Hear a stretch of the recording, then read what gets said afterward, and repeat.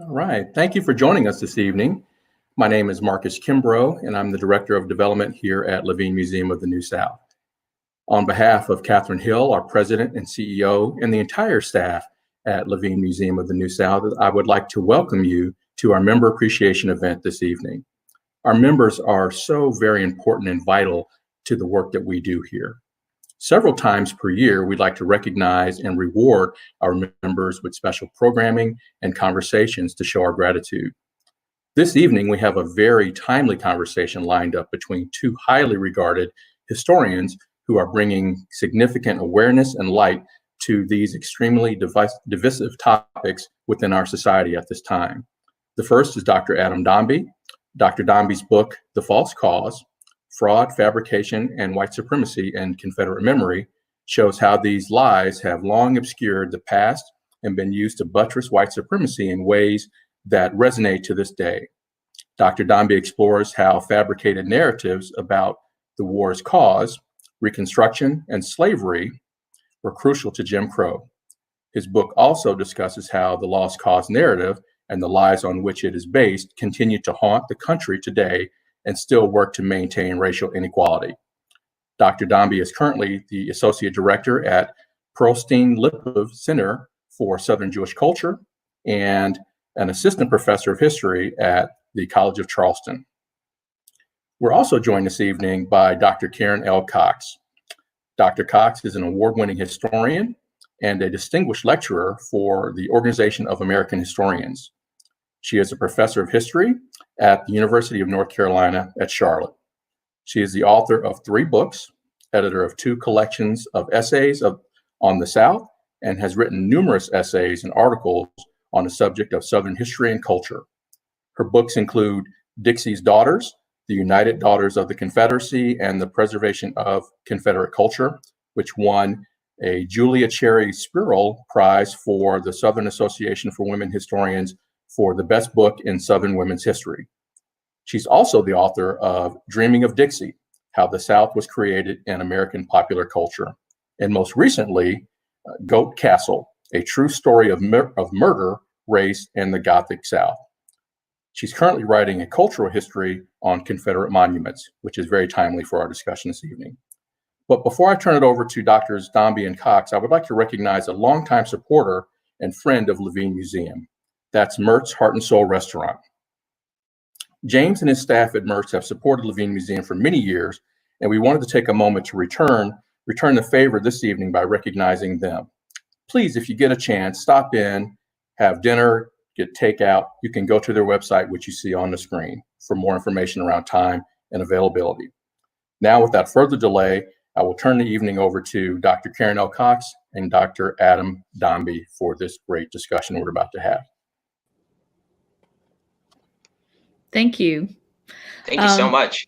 Yeah, I'm really excited to be with the Levine this evening, and members and guests from all around the country, I imagine. We've been tweeting up a storm to get the message out about this discussion on Adam's book. I'm going to put it up here, The False Cause: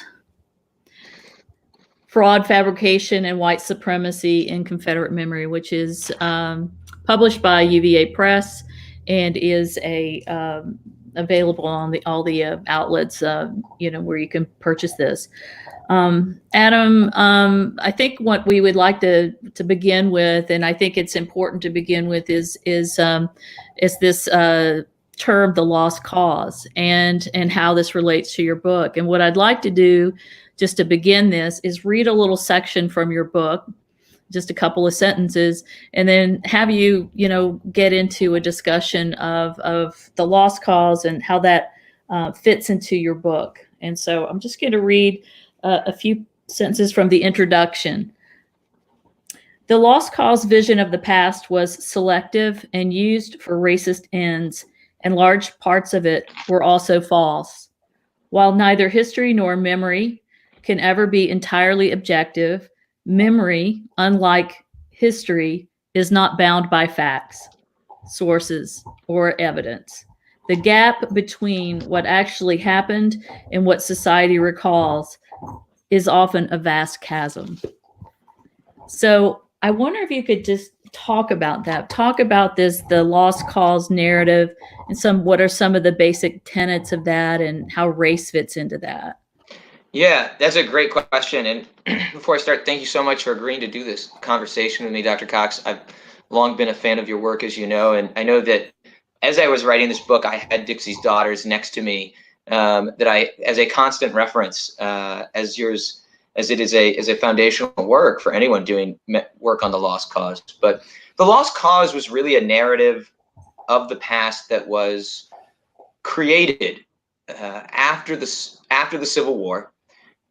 And like all sort of narratives of history, right? You have to be selective, and you can't include every story. And it's true of how we understand the American Revolution, and it's true of how we understand World War I and World War II. We talk about specific aspects and other parts get left off. And what I found in looking at the lost cause, which is this narrative of history was really shaped and put forward by white Southerners, specifically former Confederates and their allies, was that not only was it selective, where some things are forgotten. And so when memory scholars look at how the past is recalled by the public, you're looking at, all sorts of sources, from monument dedications to textbooks to memoirs, and you're sort of looking at how society remembers it as opposed to how historians reconstruct the past, which is a different sort of question. And what I found was not only were some things forgotten and some things sort of selectively remembered, but some things were absolutely just fabricated and created out of thin air. And I felt like that was an important way to ground it, because what I found was that these lies were really important to uphold white supremacy. And I'll explain exactly what I mean by that.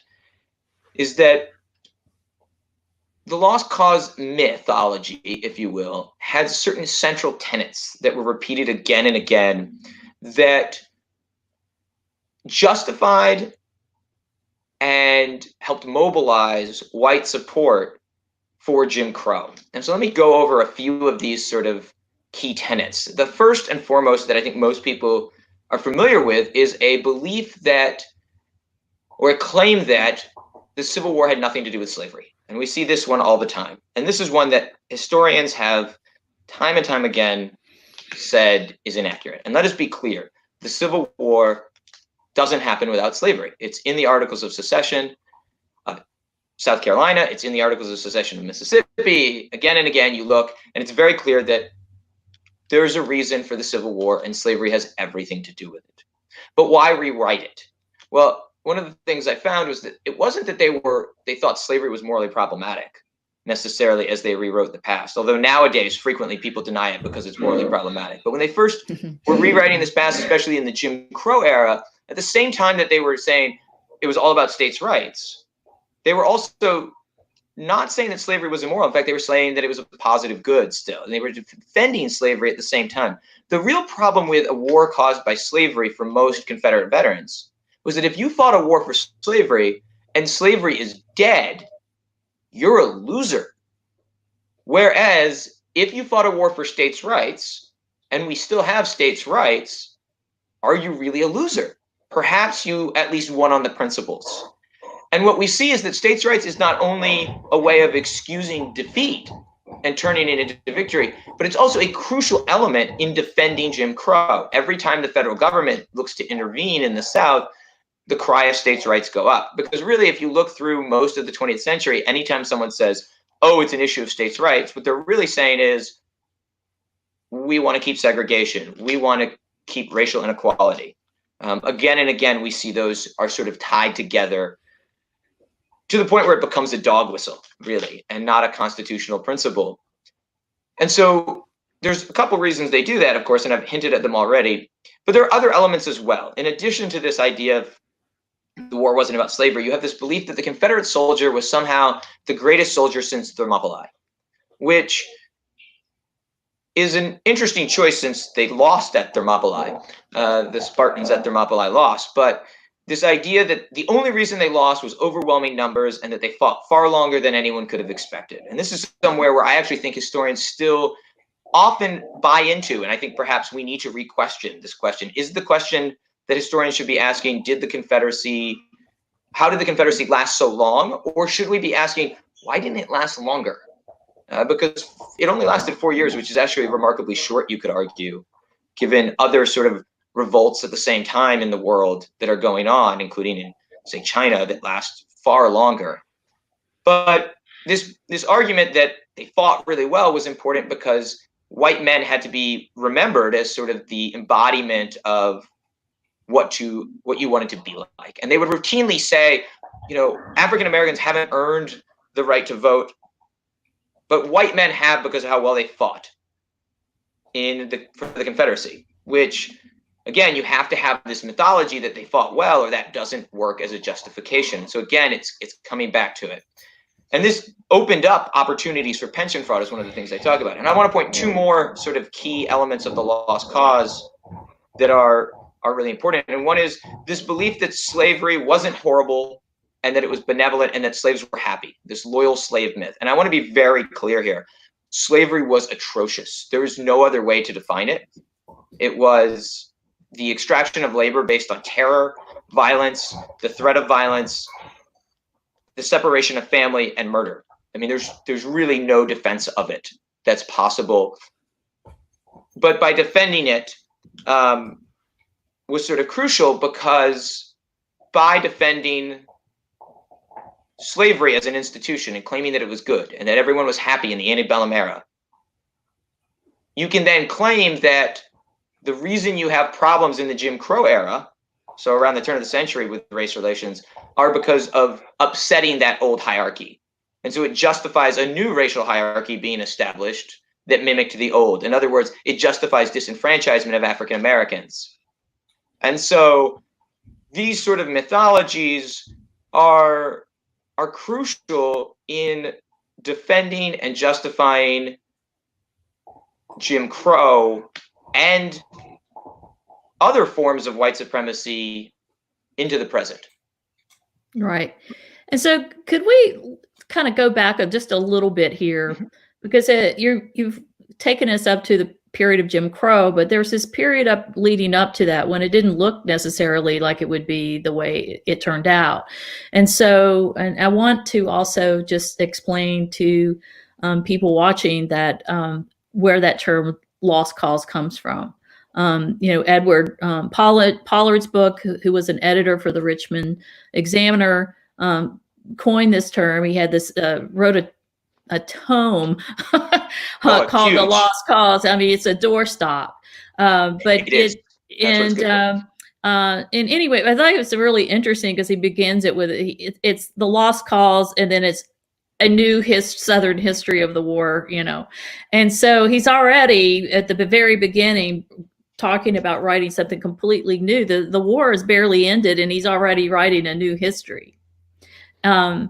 And then the lost cause goes through these phases of first of bereavement, and then of celebration, and then of vindication, which is really the period that you're talking about, because it's about vindicating white men and vindicating them from defeat, and the ways in which they go about that. So, you know, so you talk about that in your book, and your book is really focused on the North Carolina case, right? And right. So, you want to talk a little bit about parts of that book, you know, some of this stuff about this pension fraud, for example. Yeah, well, I'll just say you're right that it evolves, and I think this is a really important element, and it evolves initially, right? It is this sort of, how do we deal with loss? How do we deal with defeat during Reconstruction? And then after Reconstruction ends, it's used to help justify the overturning of those rights that were gained. And really, when they start putting up Confederate monuments, you do see that this is a sort of celebration of the overturn of the outcomes of the war, right? It's what are the key outcomes of the war? Well, the end of slavery, the enfranchisement of African Americans, theoretically legal equality. What does Jim Crow do? It undoes some of those, right? It undoes the 14th and 15th Amendment, and leaving the 13th, presumably, arguably. But so they have something to celebrate. And there's a reason why monuments suddenly shoot up, I think, after Jim Crow is firmly established. And that is because there's something to celebrate now. There's nothing to celebrate in 1867 if you're a former Confederate. your mourning. But it does bring this really interesting topic. One of the things that by constantly sort of proclaiming white men to be perfect, and they really do, and the UDC, as you've written about, plays an important role in this. They have to have women saying this, because if they just say it about themselves, it's kind of awkward, right? If I'm just like, I'm great, but if I can get you to say I'm great, then I start to believe it, right? And so you actually need this. You need it to be coming from white women to be saying white men are great, to justify disenfranchisement. Is the really interesting sort of interplay between my work and yours, is that there is this really important gendered aspect. But this sort of argument about white men, and that all Confederates were great soldiers, leaves an opening that gets exploited. And that opening is the expectation that everyone who was white supported the Confederacy. Because that's the way you get people to vote. If you're like, hey, we've always voted together. Whites have always voted together. We voted together in the Civil War. We fought together in the Civil War. We voted to end Reconstruction together. If we ignore the fact that there's actually biracial alliances in Reconstruction, if we can erase those, then we can help justify mobilization of voters if you're a white supremacist. That's what they're sort of thinking. That's why they do it. And what that opens up, though, is an expectation that anyone who's a Confederate soldier is honorable. The problem is North Carolina has the highest rate of desertion of any state in the Confederacy. It's quite large, actually. Lee's constantly complaining, in fact, about North Carolina always deserting. And these guys who deserted are frequently able to use this opening to rewrite their own past so that they can be remembered positively. They're not just doing it necessarily, though, to be remembered well. Sometimes it's for money as well. And what happens is in 1901, they pass a new law that elderly veterans, no matter how they get disabled, if you will, it doesn't have to just be from the war, who cannot take care of themselves can get pensions. But they have to have served honorably. And so these guys all rewrite their history.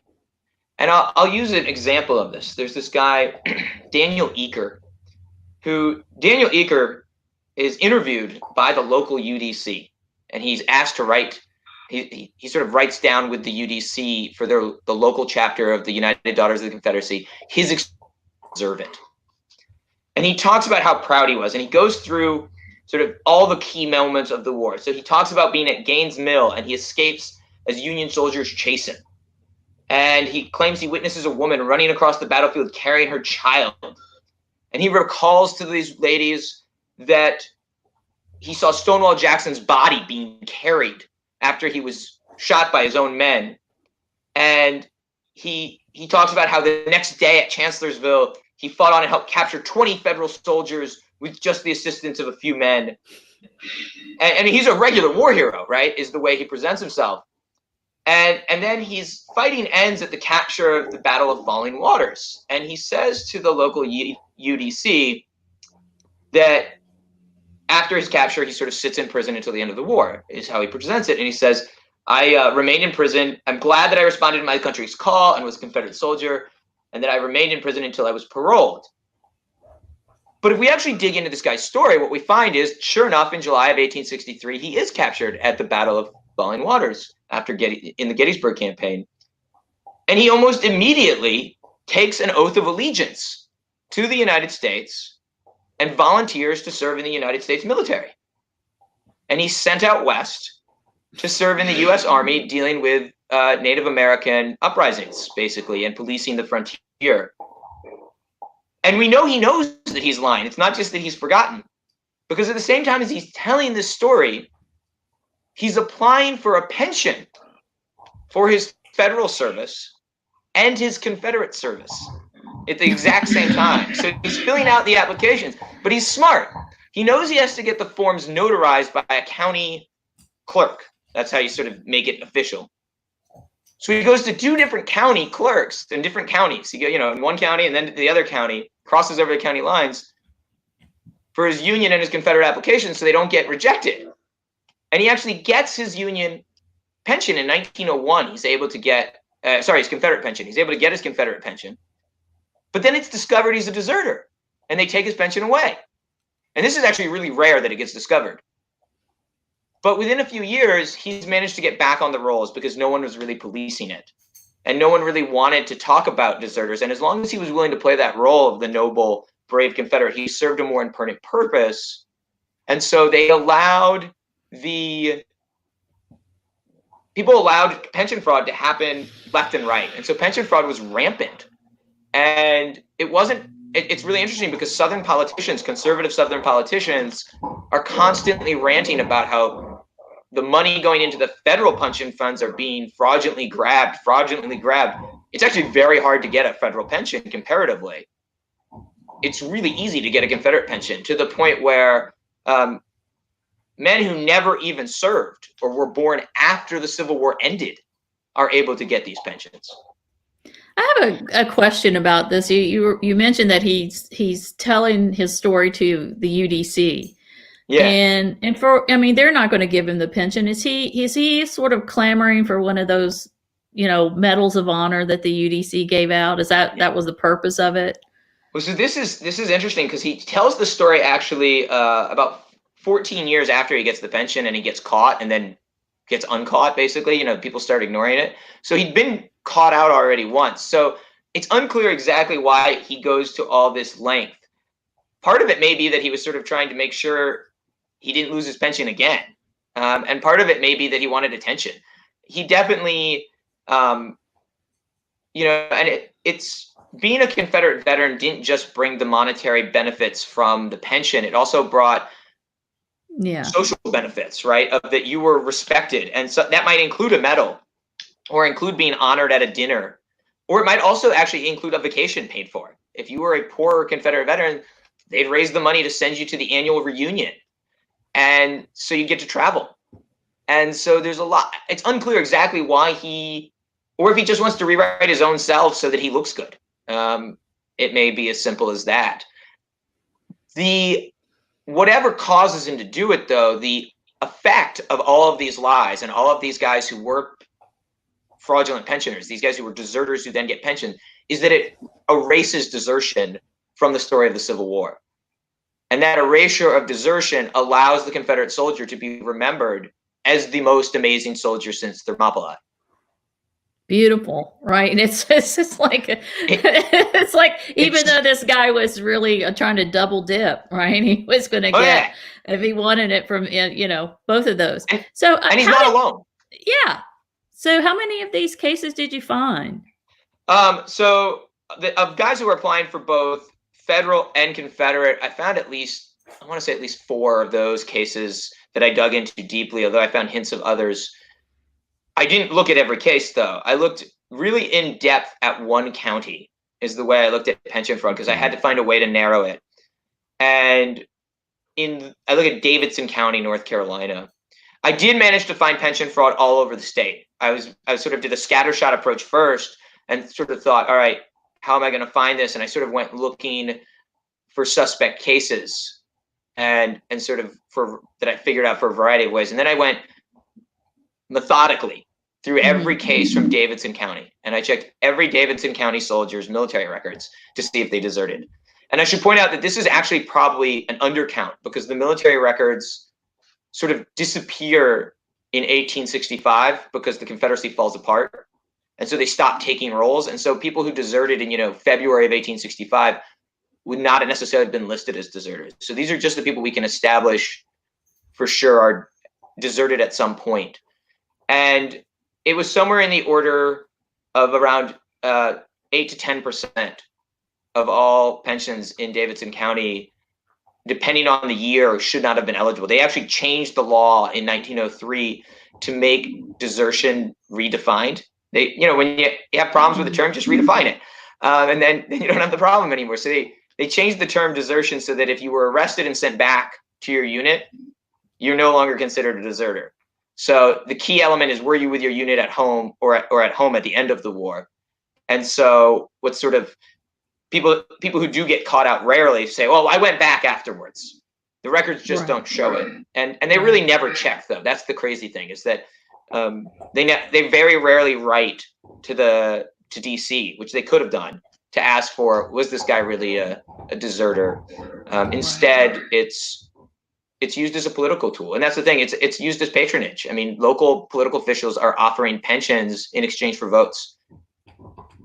Interesting. So how did you come to write about this? I mean, and first of all, a little bit maybe about your sources for this. So are you just sort of like, did you decide you wanted to see, because you knew about desertion? Did you want to then to say, okay, let's see if these guys got pensions or tried to get pensions, or how did you come to focus in on that? It's a funny story, because I was stopping in North Carolina to look at a different set of documents at the state archives, and these pensions, they're state paid as opposed to federal.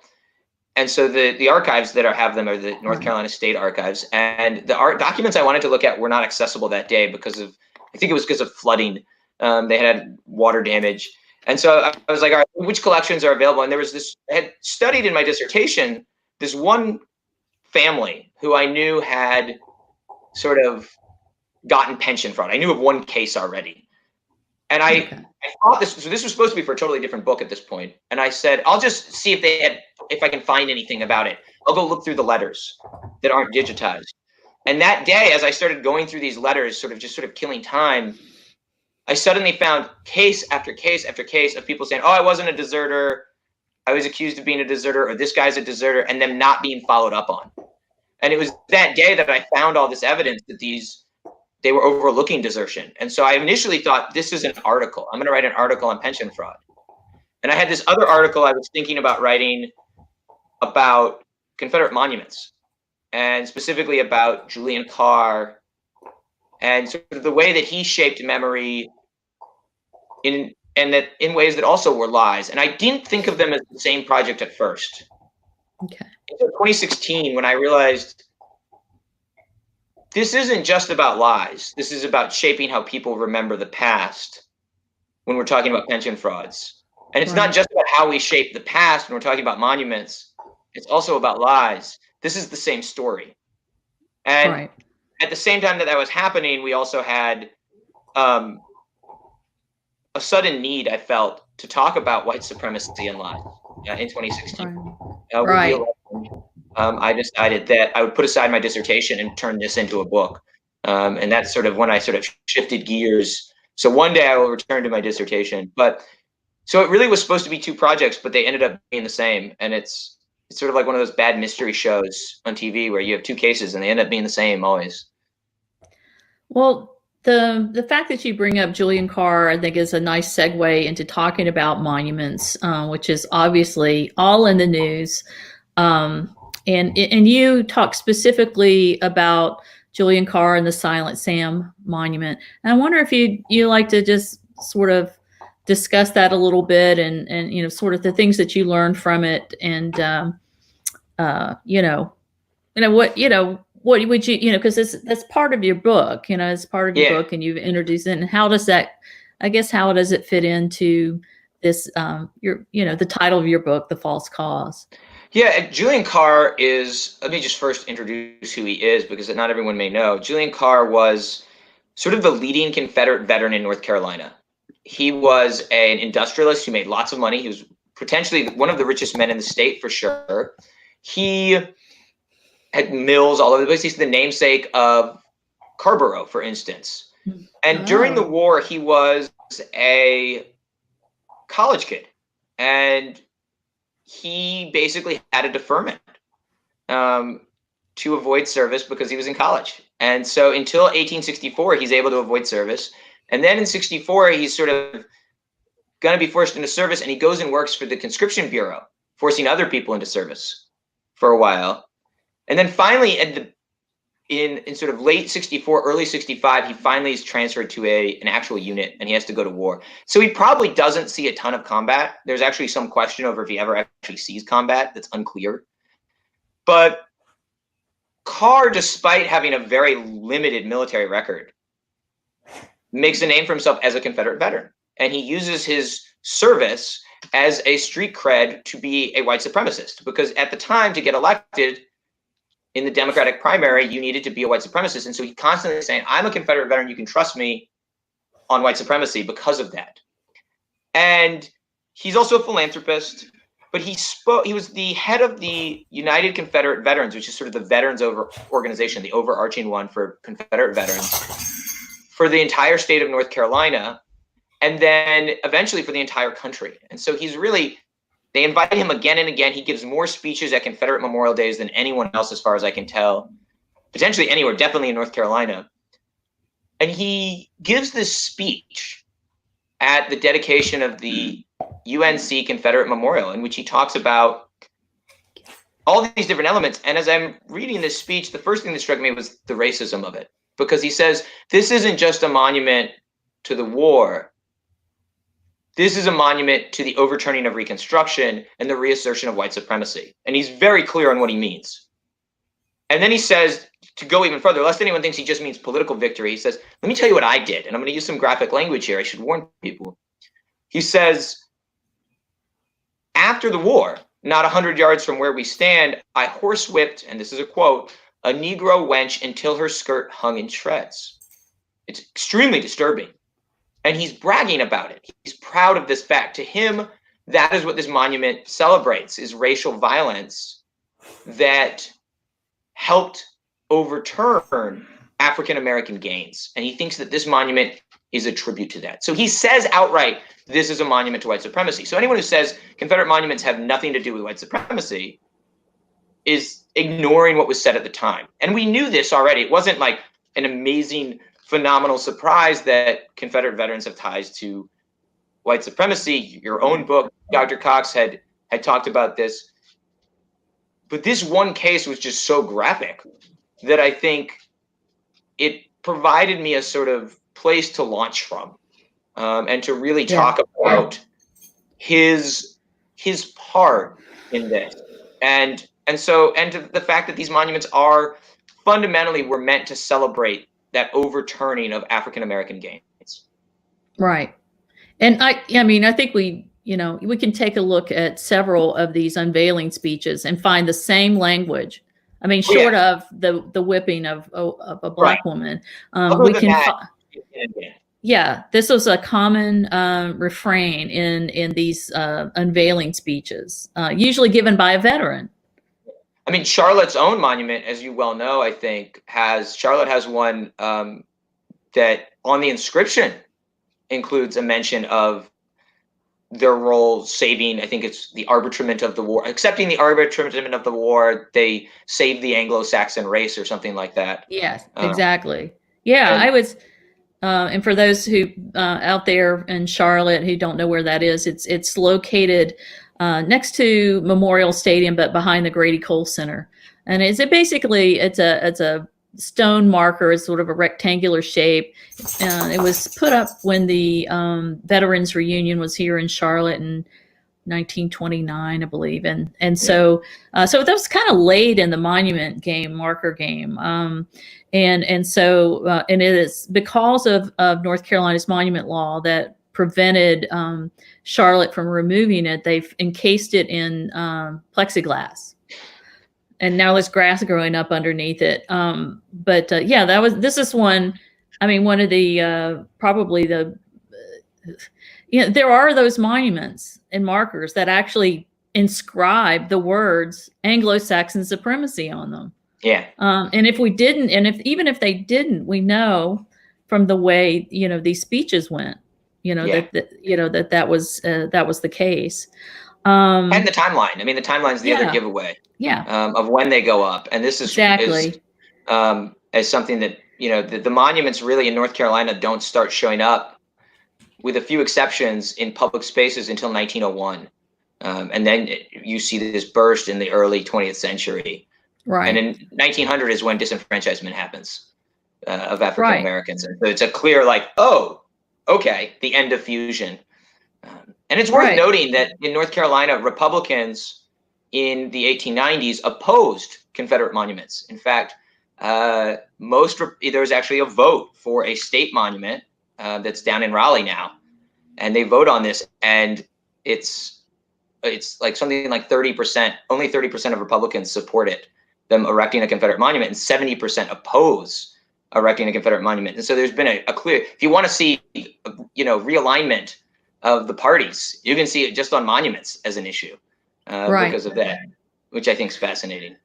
So I'm, trying to keep us on track here with time and everything. I just want to remind people of Adam's book, The False Cause, and available from UVA Press and lots of online book outlets. I'm not going to pick one of them, but UVA Press published this year. What month did it come out? February it came out in.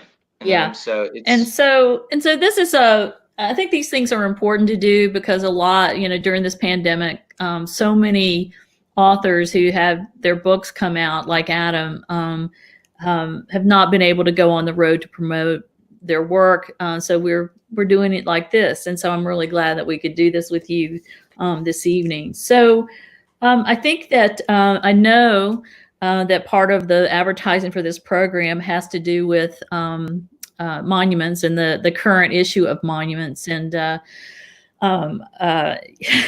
all that's going on. And there was a question that came in, and I'm just going to try to answer that really quickly. And it had to do with the UDC's role in yeah, you should answer building. that one. That's your field. Well, essentially, the vast majority of monuments placed were after the UDC was formed in 1894. And so you begin to see this uptick in monument building after they're organized and they're founded in 1894 in Nashville, Tennessee. There's an explosion of growth in that organization. And monument building was one of their objectives. It wasn't the only objective, but it's the one that we know them for. And it's the most tangible reminder of their existence in the early 20th century and their strength as an organization. So between, say, 1895 and the end of the First World War, well, I'll just say up to the World War, because they kind of had a little lull in that time period, hundreds of monuments, were erected. And so that is the peak period of monument building. And so, yes, there were, now the one place where there's a data set for monuments is the Southern Poverty Law Center, which is freely available on their website. And what we find is that, after World War I, it really slows down. Maybe, it's like 75 monuments in the 20s, 75, in the 30s. And then we have World War II. And then we get another slowdown. It picks up slightly during the period of the Civil Rights Movement, and then also the Civil War Centennial.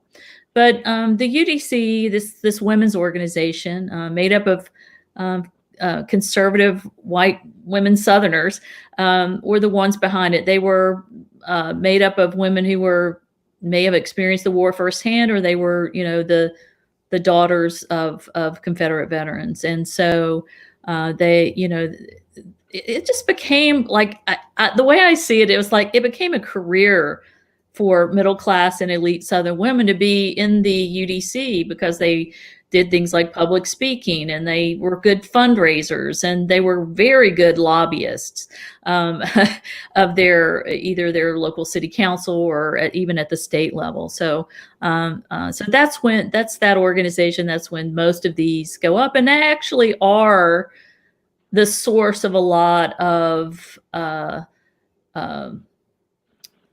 or they're also the source of of insult and to the African American community, and have been for over a century since they've been put up. And it's only been recently that we're actually having a public conversation. I mean, we began it, after the Charleston massacre, which is today is the 5-year anniversary, yeah. But we didn't make a lot of progress.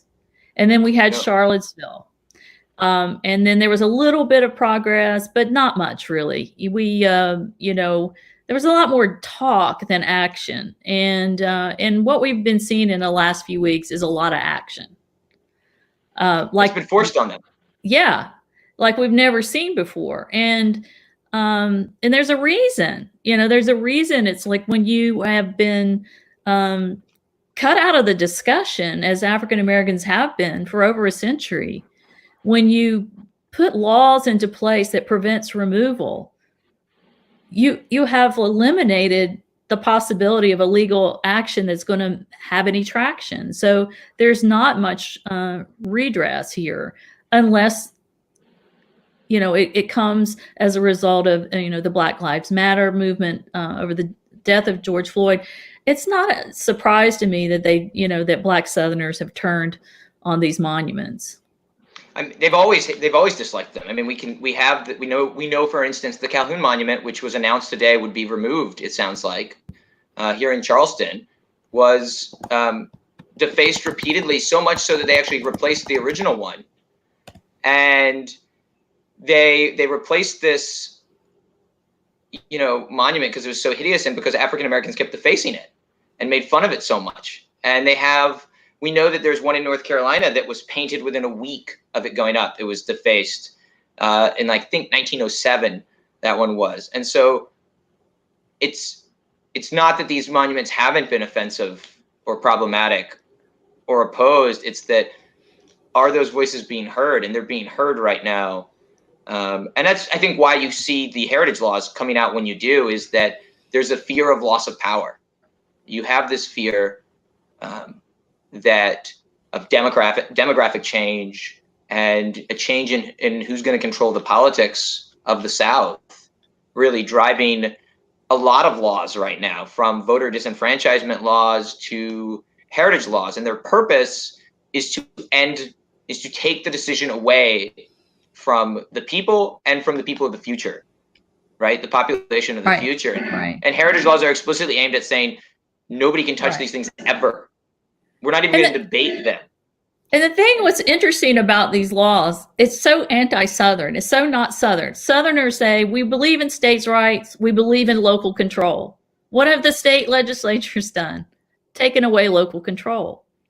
It reminds me in some ways, actually, of some of the reforms of the after Reconstruction, and then again after the 1890s, where they changed who appointed local officials within communities that were majority African American, so that they were state appointed, which meant that you couldn't have even local officials that were Black. It was a form of sort of stopping that. So that it's an old playbook, is the interesting thing, of changing who controls things to whoever's in charge. And we saw it again with the North Carolina governor when he became a Democrat suddenly, right? When it's changing hands, we got to change who has power. We're going to make it so that the governor has less power. I mean, it's sort of you change the rules to fit the argument, and it's very much goes against, though, this, as you pointed out, Dr. Cox, the sort of rhetoric of Southern politics of, we like to leave it local control, and it's really not. Not now, for sure. Yeah. Right. They've taken that's been taken away. Although this is an interesting time, because we're seeing cities like Asheville and Rocky Mount and Salisbury testing the waters here, and from what I understand, how there's things about the North Carolina monument law that makes it sort of imprecise, and so there may be problematic law. Yeah, and so I think I think they're willing to test it out. It's interesting. And Alabama's an interesting one too, because what's going on there is that they made this rule that if you remove a monument, there's a $25,000 fine. But the way it was worded, because they weren't really thinking it through clearly, is it's a one-time fee. And so what cities are doing is they're saying $25,000 to not have to police our square that has the Confederate monument that keeps getting tagged and keep having to clean it. That's cost of doing business. It's cheaper than a year's worth of protection and cleaning of that monument. And so they're paying the fee to get rid of the monument. And so each state is dealing with a different law, though, and has to sort of figure out how to deal with it. Well, it's interesting, the Mobile case, it's almost as if they already had a plan.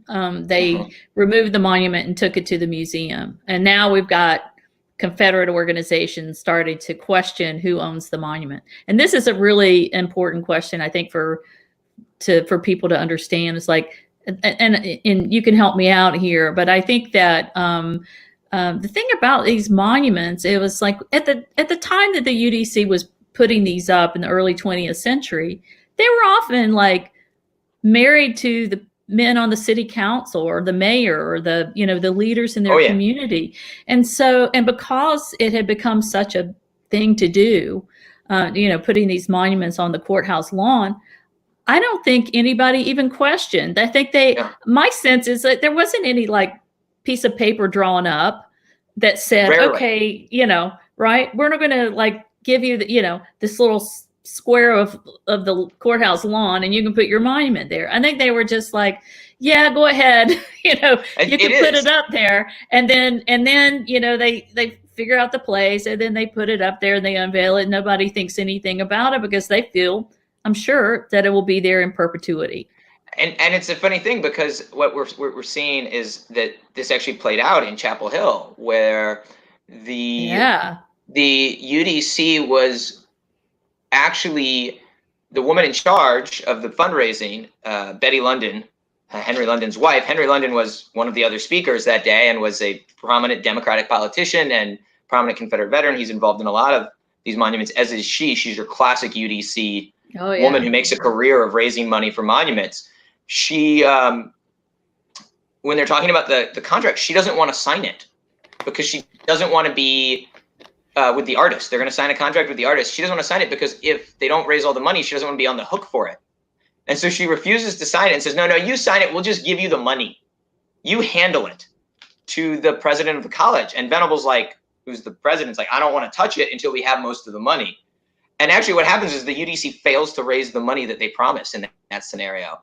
And so it ends up getting paid out of the coffers of the college. But because of that, the contract was signed by Venable. He buys so the university actually bought it with funds that had been given to him. And that ownership sort of paperwork led to the lawsuit that meant that the SCV had to give the monument back, because what had happened was the SCV claimed that the UDC had sold it to them. And the problem was the UDC didn't actually ever own that monument.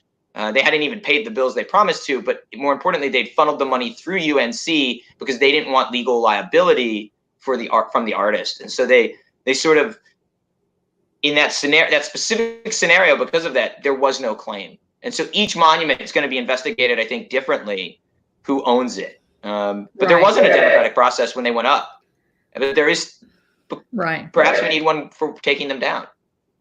Yeah, I think, there probably needs to be. Yeah, there's always this, some of these monuments have been registered as national, like historic landmarks, which you can go in. And I've noticed in reading over some of the applications that turn them into a landmark, it'll say under ownership, it says both public and private are checked.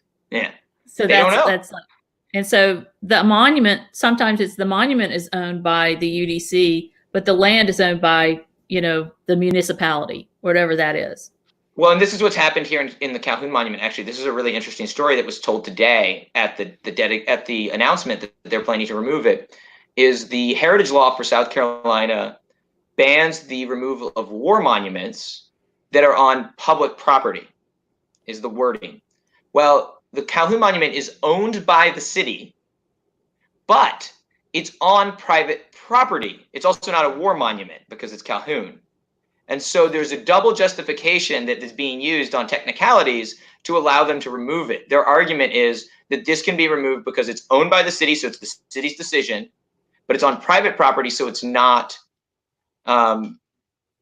it can't be held up. And something similar happened in Tennessee where they sold a park to a private trust so they could then remove the monument. So people are being imaginative. It's a little trickier when you have monuments that are more overtly military, perhaps, here in the South Carolina situation, although there is questions, and I think there's going to be a challenge soon, of the constitutionality of the law, because it has a clause in it requiring a 2/3 majority, which appears to be unconstitutional.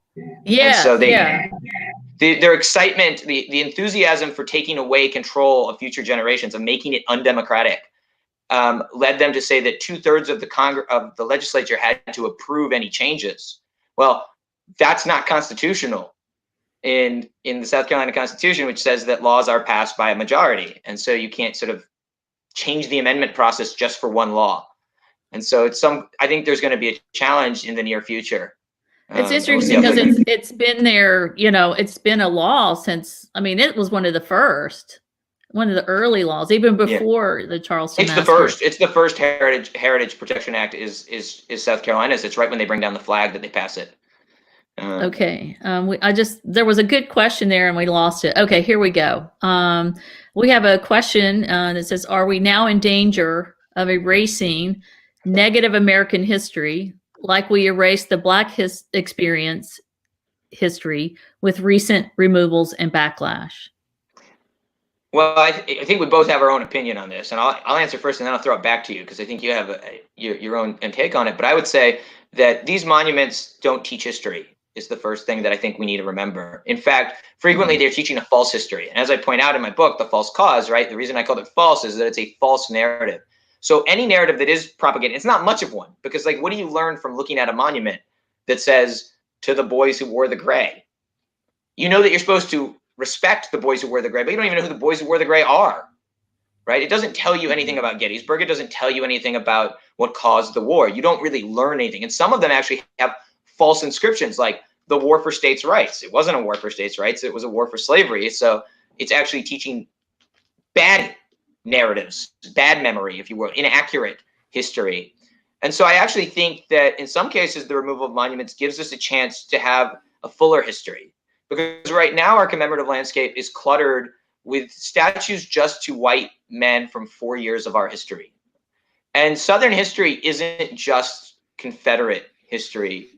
It's the history of African Americans in the South. It's the history of Native Americans in the South. It's the history of women in the South.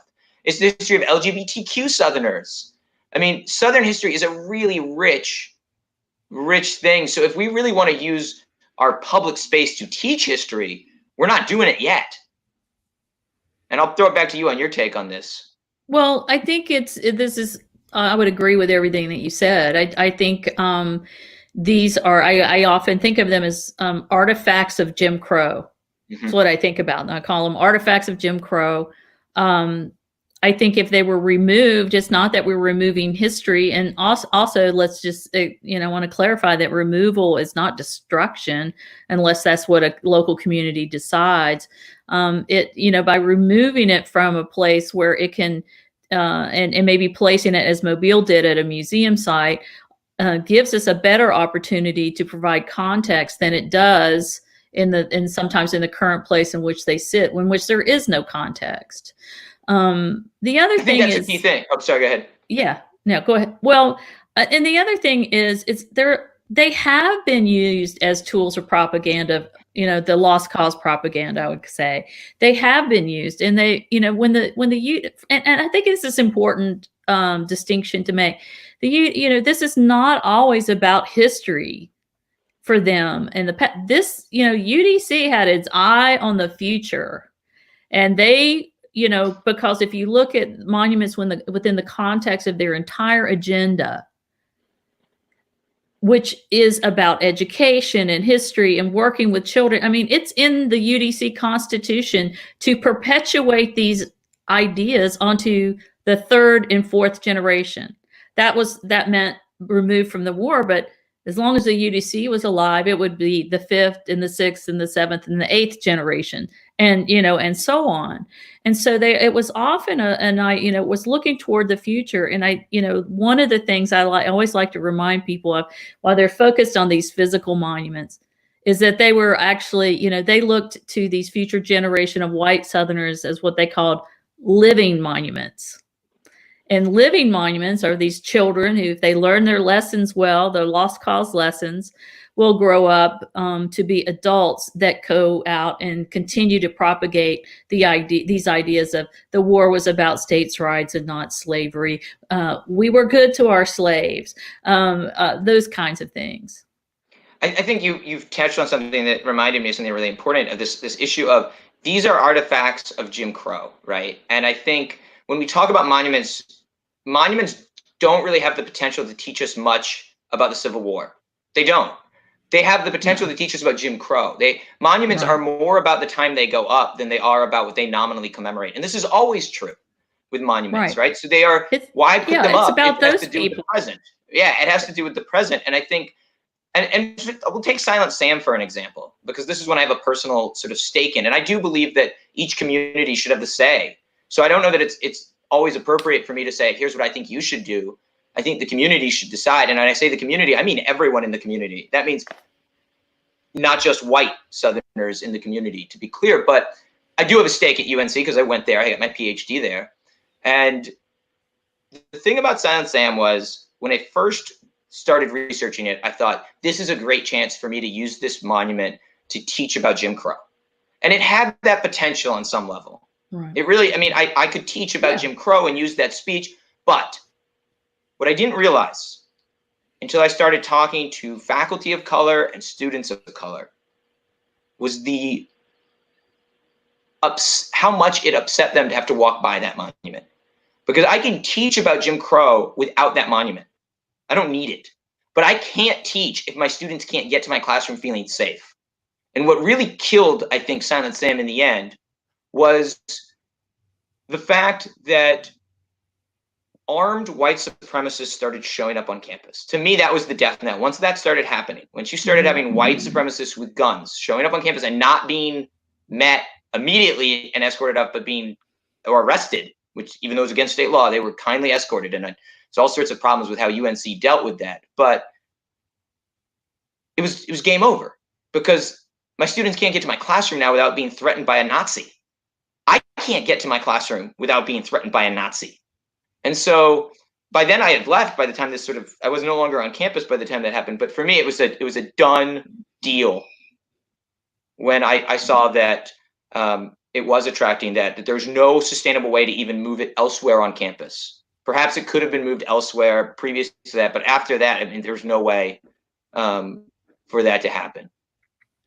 And I want to just reemphasize what you said about these things being dealt with by the community. I mean, it is essential that everyone has a voice in that. Although, as I've learned from working on this book about the monuments, it's just this, there is no sort of in between on this, unfortunately. When I've gone out and talked to people, to groups, I've said, everyone needs to have a seat at the table. And unfortunately, some white people believe that, that means, Black people serving the food, not sitting down at the table to discuss, or not being really a part of that. And so I think it's, and here's the thing, somebody says, well, and Elon had university had a poll that, I don't know, a few months back, that 65% of North Carolinians didn't agree with the monument removal. And I said, I imagine if you polled white Southerners in 1965, probably that or even higher percentage didn't believe that African Americans should have the right to vote. So at some point, you have to do the right thing. And I think this is key here, is that these monuments were meant and continue to be used as a tool of intimidation to Black Southerners. And to me, that means they may have to go. And perhaps some of them can end up in museums or in storage. I think in some cases it might be best to put them in storage for 20 years and then maybe put them in a museum, because the feelings are still too raw, perhaps.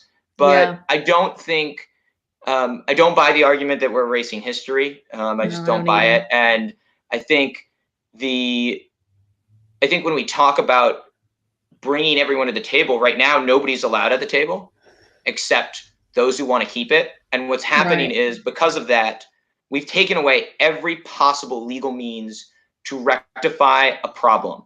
And when you do that, there's only one result. And that is that people who want to rectify the problem have to resort to extra legal means. And so long as we have these heritage laws are the most dangerous things that monuments face, because as long as they exist, monuments will be torn down. The moment you get rid of them, you get rid of heritage laws, people will instead say, all right, there's a process, let's go through the process and get rid of it. Right. It's eliminated that. Exactly. Yeah. We have a question for both of us about how do we as historians, or what is our, stance on monument removal? You want to take it first? I'll give you the diplomatic answer, which is that I do believe in democracy, and I think there should be a democratic process. I do think that communities, and I don't mean democratic processes and the state gets to decide. I mean the community that deals with it gets to decide. Right. But in that democratic process, the more I look at it, and my own views are evolving, I should point out, over time. My own views have evolved and will continue to evolve. One of the things we do as historians is that we interpret the past, but we always recognize that we may not be perfectly 100% right, and there's room to build on it, right? And so I think that we need to be honest about the harm these monuments do on communities of color. And I think that that is an important thing to be considering. And if a community wants to get rid of a Confederate monument, I don't have a problem with it. And if a community wants to contextualize that monument in some way or move that monument somewhere else, I don't have a problem with it. I don't see them fundamentally as preserving history. I see them as fundamentally being made to reify white supremacy, and they still serve that purpose. And so, right. I mean, Charlottesville showed us that. And so leaving them isn't an option as is, I would say, is my answer, at the very least. Right. And so, yeah. So similarly, whenever I'm kind of in the camp where I think contextualization, that ship sailed. I think it's sad. I don't think it works. Yeah. Anyways, I thought there was a hope for it at one time, but I don't think it's successful. It's gone.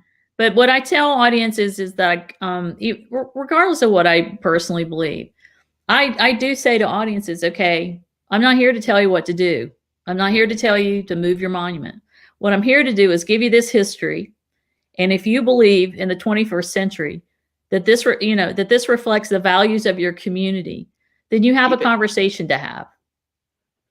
All right, we're going to get... again, before we do one last question, I just want to reiterate that, as I think you made a really important point, is that my opinion doesn't really matter. Yeah. In the grand scheme of things, in the future. That's not my job. My job is to explain the history of these monuments. Right. It's you guys who are watching right now's job to figure out what we should do about it. I'm not a public policy guy. And it's you guys who have to live with it, because it's your community. And so I think that question should always be thrown back of, what do you think we should do? Right. Well, Marcus wants to join us again, so we'll bring him back. Hey, guys. So really very riveting conversation, and just wanted to bring in our Mr. Larry Bosk into the conversation. Mr. Bosk is a longtime member of Levine Museum of the New South, and I believe I know for a fact he actually taught at West Charlotte. He taught Dr. Willie Griffin when he was in high school there, and so they became longtime friends. And so when Dr. Griffin became our staff historian, it was really just a reunion of sorts for him to be back engaged with the museum. And so let's bring in Mr. Bosk, Alex, and let's have him on the screen so we can get it going. Hey, Larry. Hey, how are you doing? How you doing, Mark? Good. Why don't you go ahead and ask your questions for Dr. Cox and Dr. Domby. Okay. My first question has to do with I would say it's kind of like an elephant in the room, because you were talking about monuments. I've been doing civil rights trips for a long time, and I took a small group of students on a very long week trip to various places across the South. And I decided to end up at Stone Mountain. And I know that Stacey Abrams made it one of her campaign pledges to get rid of it. And, we're not talking about a monument you can take down, or a monument. And Stone Mountain is I think it's the biggest tourist attraction in Georgia. And my first question would be, what about that? I grew up there.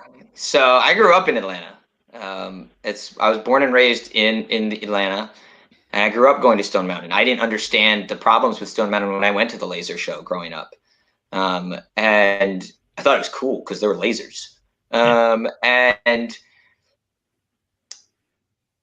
I don't necessarily think that I don't have an easy answer. But I also don't know that there's an inherent value in that sculpture. I I used to would have said maybe we should move all the Confederate monuments there. That's like one of the solutions I thought would be fun. Take all the Robert E. Lee statues and put them right in front of Stone Mountain. Take all the Jacksons, take all the common soldiers. It'd be like an entire army, right? And you could go and learn about Jim Crow and the Klan, because Stone Mountain has Klan history. But honestly, the mountain was prettier before they carved it. If we're talking about aesthetic beauty, and so I'm not a fan of mountains that are carved, as a general rule. Is my answer. And I worked in the Black Hills of South Dakota for a while, and I'll tell you, Mount Rushmore is probably my least favorite mountain in the Black Hills. It's they've ruined a perfectly beautiful mountain. Well, I would just say that we've that would be such an enormous undertaking, right? It's I mean, and it would be terribly expensive. Although some people might say, well, you could just dynamite it, or something like that. I mean, that's the way it was carved to begin with. I think it depends on. It's a state-owned, correct? It's the state-owned park, and yeah, it's a state park. Yeah. I forget if it's owned by the state or just administered. There's weird. I think it is, but I mean, you have said it's like one of the largest tourist attractions, or maybe the main one in the state of Georgia, and I think there is the potential, if people want to invest in it, of maybe re-envisioning that mountain and what kind of sculpture could go there, or an additional sculpture, something that provides some sort of context for what exists. The laser show, it seems like it's a little all over the place in terms of what it's presenting to the public. It's what I think it also goes back to what Adam and I said earlier. It's not our place to decide what happens. It's the state of Georgia, and it's all in its citizens. But and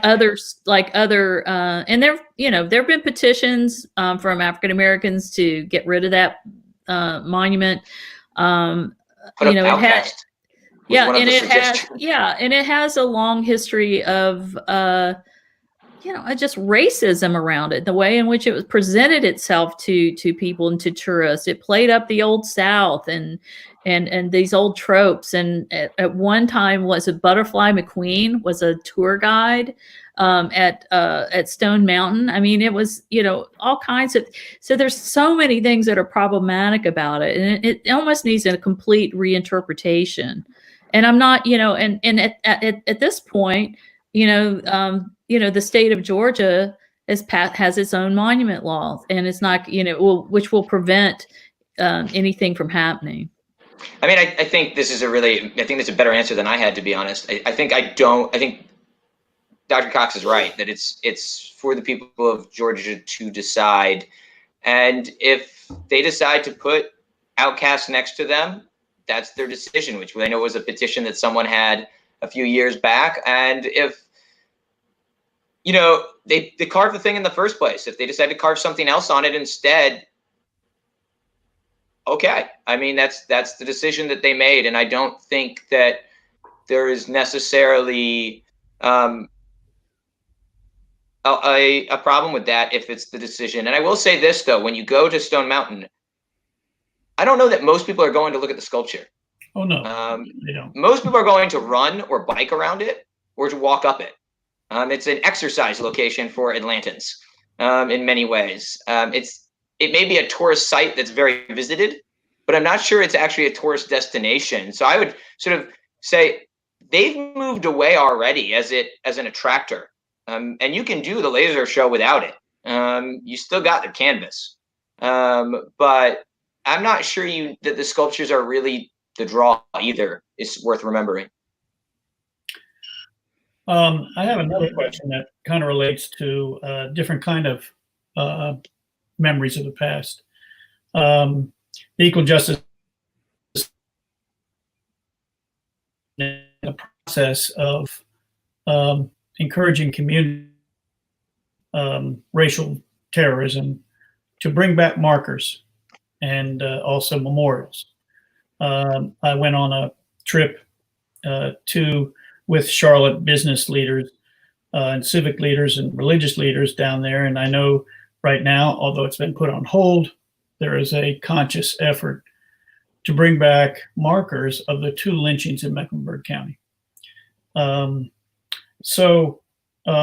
It's a different kind of history. And I'm curious to see what you would think, because if we were going to be putting a marker where one of the lynchings took place, it would have to be in front of Bank of America Stadium. Yeah. So, I'll let you go first on this, Dr. Cox, because it's your community, and then I have an answer after you. Well, I think it's doing something that we haven't ever really done, which is, we've not formed something like a Truth and Reconciliation Commission.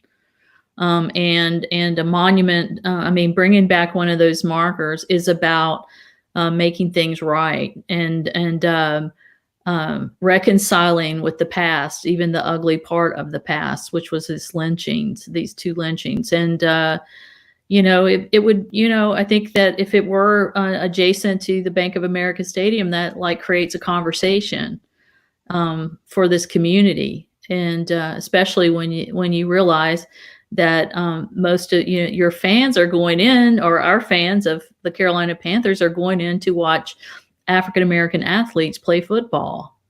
I think it's important that we, understand, this actually offers a little bit of context for the history of African Americans, not only in our community, but the athletes that perform by playing football for us, on weekends during the season.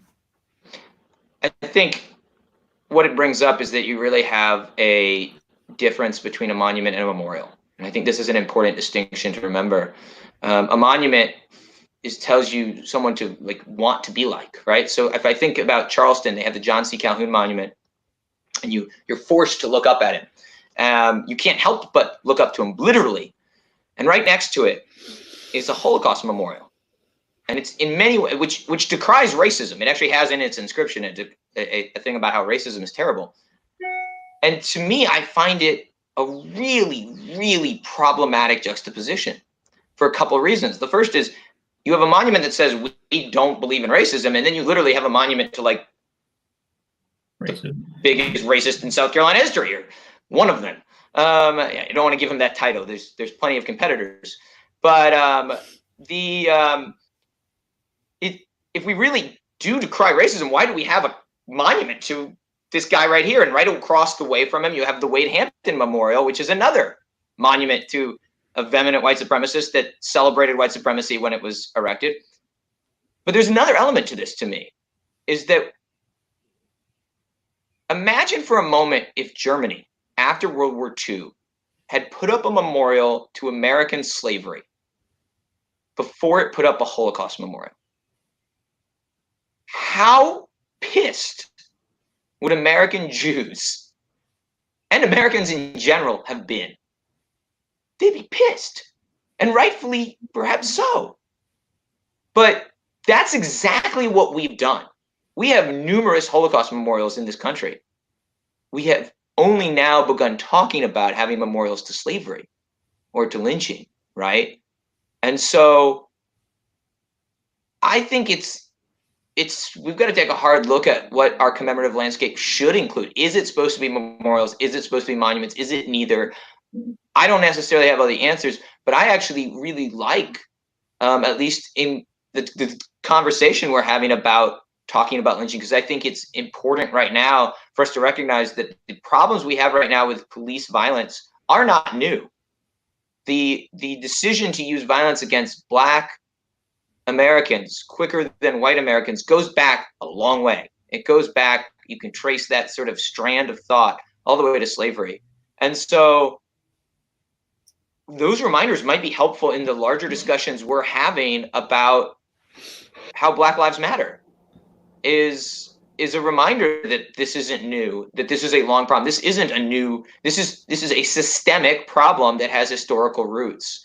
And so For me, I would also point out, though, that the list that they have, and I think this is telling, is probably incomplete. I know of at least one lynching that's not in their database that I've just stumbled upon, and I think that tells us just how many lynchings there are that we don't even know. These are, when we talk about the 2 lynchings in Charlotte, it's the 2 we know of. And I Right. think we should remember that there may have been others that make it in the newspaper. I could ask another question. Go ahead, Larry. When you started writing your book, Dr. Domby, I'm curious because I found out about your book because I subscribe to the Nation magazine, which has a specific reading. People that read that magazine are pretty left of center, and so I'm wondering, who did you write your book for? What was the audience that you intended to, educate? It's a really good question. It's one I've not been asked yet in all my book talks, so thank you for it. And I think in some ways it's to me as a college kid, if I'm being honest. When I got to college, I was convinced that, the Civil War wasn't just about slavery. I had grown up with some of that lost cause, and maybe not as much as others have it, but there was definitely elements of my understanding. Growing up, when I watched the movie Gettysburg, I cheered, at the appropriate times, I cheered for the Confederates. And that's just, I'm not proud of that fact. I want to be clear, but I didn't think of Confederate soldiers as traitors who, broke their oath. When you talk about those that had been at West Point previously to, fight against the United States Army. And I got to college and I had a sort of showed me that. And I realized that there's a lot of people who, and I have a lot of students, and it's in some ways it's for my students as well, to help them understand how systemic racism works. To use this one example to try to help folks understand that the problems we're dealing with today have a history. And if we have a bad understanding of the past, we will provide bad answers for how to solve it, because we won't be actually solving the problems, we'll be solving a fake problem. And let me give you a clear example of this. If you believe African Americans are given the same opportunities and chances that white Americans are given today, and we know that's not true, let's be clear. But if you believe that because of a false history, which there are people out there who do, maybe some of them are watching today, then affirmative action looks like reverse discrimination. On the flip side, if you know that African Americans historically have been discriminated against, not just during slavery, but after slavery, that African American families couldn't get loans as easily, and so they couldn't pass on houses, which is the easiest way to pass on wealth intergenerationally, or that tax policy was used to take the homes of Black Southerners, or that even the most recent bailout with the COVID bailout, Black companies aren't able to access it. If you know that, affirmative action seems to be not enough to level the playing field. It's an inadequate effort to level to level the field, and it's not successful. And so our understanding of history is fundamentally political.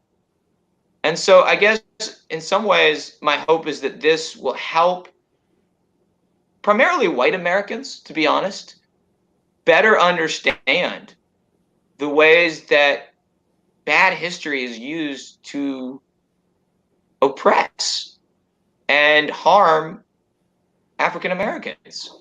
And I think there are elements of the book that are also interesting to African Americans as well. But I think it's those people who know a little bit about the lost cause, but their identity or follower of the lost cause who don't yet have an identity that's attached to it. Because I know that true neo-Confederates, someone who really believes that, Confederate soldiers are the greatest thing since sliced bread and their identity is wrapped around it, are unlikely to read this book and change their mind. And ultimately, I dedicated the book, I would add, to my nephews. And I did that because my hope is that this book can help illuminate the problems our society faces now so that we can solve some of them before they become adults, so that they're able to live in a more just and equal society. And I think that's very naive of me in some ways to think a history book can help do that. But on the other hand, I wouldn't want to write a history that didn't have the potential to have a positive impact on society. Thank you for that, Dr. Domby. Great. Larry, thank you so much for asking those informative questions, those probing questions, and being a valued member of Levine Museum of the New South. Dr. Karen L. Cox, I'd like to ask you just to give us one final word here before we wrap up. Oh, wow. Well, first of all, it's been a pleasure. I think it's been a wonderful discussion. It helps me like sharpen my, arguments and thoughts, because we get asked some of these questions all the time. I think that one of the things that we've learned over the last few weeks is, as historians, is how important it is to get a factual history out there about these monuments, and not just to dismiss the protests that are currently happening, because they're happening for a reason, and there are historical reasons for that, as Adam has talked about, and as I'm going to be writing about and am writing about in this book on the history of Confederate monuments. So, I think for me as a historian, I'm like excited by the fact that we can have public programs like this and reach broader audiences, because that's ultimately what I want to do as a historian, what I think Adam, both of us want to do, and many other people that I know. It's because history matters. It really matters. And the right history and the good, I don't say the right, but the correct history and the factual history and the history that is that isn't memory. That isn't memory, but is backed up by the sources. And so we have our work cut out for us, but it's a good fight. It's a good place. It's a good fight to be in. Yeah, I mean, that sums it up. Thank you. I mean, it's amazing to get to share a stage with the folks that I got to share shades with tonight. It's not every day you get to have this sort of conversation with, and I cannot wait. I will just say, for your book to be finished. I know you still have some writing to do, but I can't wait to see. It's almost done. It's almost done. I'm coming in. Can't wait to read it. I'll be tumbling across the finish line this month, but it's going to happen.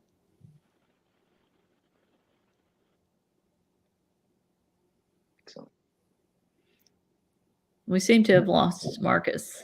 Oh, there we go. There's Alex.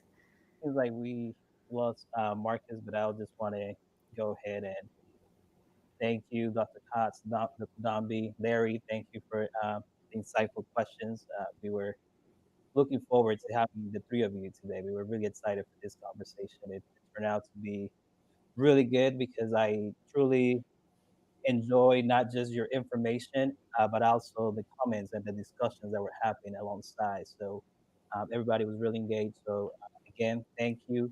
And I would like to remind folks again about the site where you can find Dr. Domby's book, and it should be up there on the page. And again, thank you, everyone. We hope that you join us on our next event this Friday. We will have a Juneteenth celebration, virtual Juneteenth celebration, and next week we'll be continuing our COVID-19 conversation. So thank you very much, and we hope to see you again. Thank you all for joining us. Thank you. Thank you. Thank you for the great questions from both of you. You're welcome. Thank you. Enjoyed it.